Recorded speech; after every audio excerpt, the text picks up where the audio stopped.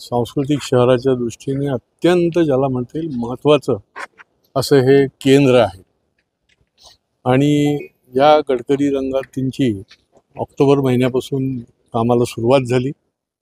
23 कोटीचं काम याचं एस्टिमेट काढलेलं त्यांनी मला सांगितलं आणि सर्वच भक्कम करण्याच्या दृष्टीने आणि टिकाऊ राहील अशा दृष्टीने त्यांचे प्रयत्न आहेत. खरं म्हणजे हे 3 महिन्यात व्हायला पाहिजे होतं, त्याला 6 महिने आता लागत आहेत. त्यांनी 3 महिने आधीचे तर मी त्यांना सूचना दिली आहे की 1 मेला महाराष्ट्र दिनाला हे रंगायतन खुलं होईल असं आपण बघितलं पाहिजे. दुसरी माझी सूचना आहे की आपण बघितलं असेल की काशीनाथ घाणेकरचं थिएटर जे आहे त्या ठिकाणी शेवटी एक कलात्मक वातावरण त्या वास्तूमध्ये राहायला पाहिजे, परिसरामध्ये, आणि कलाकारांचं त्या ठिकाणी वातावरण असलं पाहिजे. त्या ठिकाणी खालती त्यांनी हॉटेल आणि याच्याकरता दिलेली. खरं म्हणजे तिथे रिहर्सल रूम करता देणं गरजेचं आहे. आज हौशी कलाकार ठाणा हे कलाकारांचं फार मोठं ज्याला पंढरी आहे असं म्हणायला हरकत नाही. सिने नाट्य क्षेत्रातले अनेक कलाकार, म्हणजे केवळ कलाकार नाही तर नेपथ्यापासून ते रंगभूषा, वेशभूषा, सर्व दृष्टीने इथे कलाकार आहेत आणि त्यामुळे तिथे रिहर्सल रूम असणं हौशी नाट्य रंगभूमीला ते एक वरदान ठरतं. त्यांना आज कुठे जागाही मिळत नाही प्रॅक्टिस करण्याकरता. तसं गडकरीमध्ये देखील आपण रिहर्सल रूम वाढवाव्यात.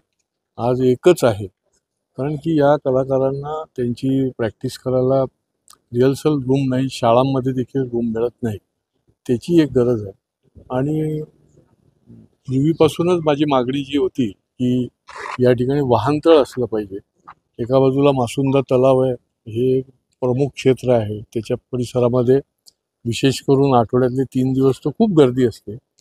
तर या बाजूला जे MGMचं जागा आहे त्या ठिकाणी वाहनतळ देखील मोठं असं वाहनतळ 6-7 माळ्याचं त्या ठिकाणी प्रस्तावित आहे. पण गडकरी रंगायतन हे लवकरात लवकर सुरू होण्याच्या दृष्टीने हे गरजेचं आहे आणि याच्यामध्ये कामामध्ये देखील कुठल्याही प्रकारची दिरंगाई तर आहेच होता कामा नये आणि मटेरियलमध्ये देखील, कारण की ही पंढरी आहे कलेची, त्यामुळे त्याच्यामध्ये देखील कुठेही काही होता कामा नये या दृष्टीने देखील मी पाहणी केली. मी एका बाजूला आमदार तर आहेच, परंतु कला क्षेत्रामध्ये देखील माझा वावर स्वतः मी या ठिकाणी प्रयोग नाटकामध्ये काम करून बघितलेलं आहे. त्याची ग्रीन रूम असेल आणि त्यामुळे मी त्या आपुलकीने आणि हे सांस्कृतिक शहर म्हणून या ठिकाणी भेट दिली.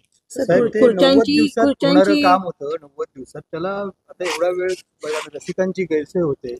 फार मोठी कलाकारांची आणि रसिक श्रोतेची गैरसोय होते. ठाणे हे सांस्कृतिक शहर असल्यामुळे एकही छोटा मोठा हॉल हा शनिवारी आपल्याला रिकाम्या मिळत नाही. मग लग्न कार्यापासून ते निर्णय सांस्कृतिक इतक्या प्रकारचे कार्यक्रम होतात आणि त्याच्यामुळे हे अर्ध वर्ष जवळजवळ म्हणजे 6 महिने याला लागणार आहे.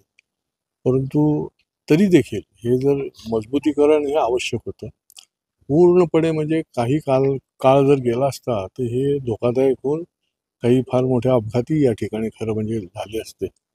त्याच्यामुळे वेळीच याचं मजबूतीकरण करणं सुरू आहे. नवीन पद्धतीचं काही मटेरियल देखील याला लावल्यामुळे त्याला उशीर होत आहे असं त्यांचं म्हणणं आहे. पण एप्रिलच्या आतमध्ये हे झालं पाहिजे असा माझा देखील आग्रह आहे, कारण की 3 महिन्याचे 6 महिने आता एप्रिलपर्यंत म्हणजे होतील. पण हे रसिक ठाणेकरांसाठी हे लवकरात लवकर खुलं झालं. आसन क्षमता आहे ती कमी होते. आसन क्षमता कसं लावणार आहे, त्याच्यामुळे क्षमतेवर परिणाम होतो. आसन क्षमता जी आहे ती त्यांचे जे नॉर्म्स आहेत त्या नॉर्म्सच्यामुळे ही कमी होते आहे. परंतु जे श्रोते आणि प्रेक्षक जे बघायला येतील त्यांच्याही दृष्टीने ते सोयीचं आहे, कारण की 2-2, 2.5 तास खुर्चीवर बसल्यानंतर त्याला व्यवस्थित त्या ठिकाणी आसन असलं पाहिजे. दाटीवाटीचं असता कामा नये. तरी देखील ती 1060 वरून ती आता 860 वर आसन क्षमता येणार.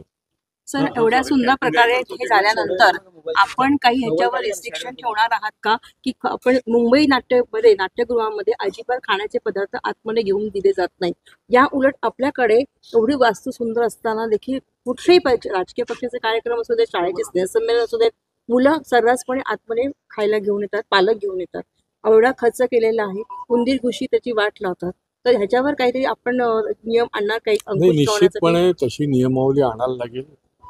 जसं स्टेडियममध्ये कुठलेही सांस्कृतिक कार्यक्रम होऊ नये म्हणून माझा आग्रह होता. दादोजी कोंडदेव स्टेडियम हे खेळाकरताच आहे, त्या ठिकाणी वाढदिवस देखील साजरे व्हायला लागले, तर ते त्याच्या ठिकाणी ठराव पास केला गेला आणि तिथे आता सांस्कृतिक कार्यक्रम कुठले होत नाहीत. तसंच ही एवढी चांगली वास्तू जी आता तयार करायला घेतली आहे, तर त्याच्याकरता देखील कडक काही नियमावली आवश्यक आहे आणि त्याची देखील सूचना ज्या आहेत त्या मी गडकरी व्यवस्थापकांना म्हणजे महापालिकेला निश्चितपणे देणार आहे.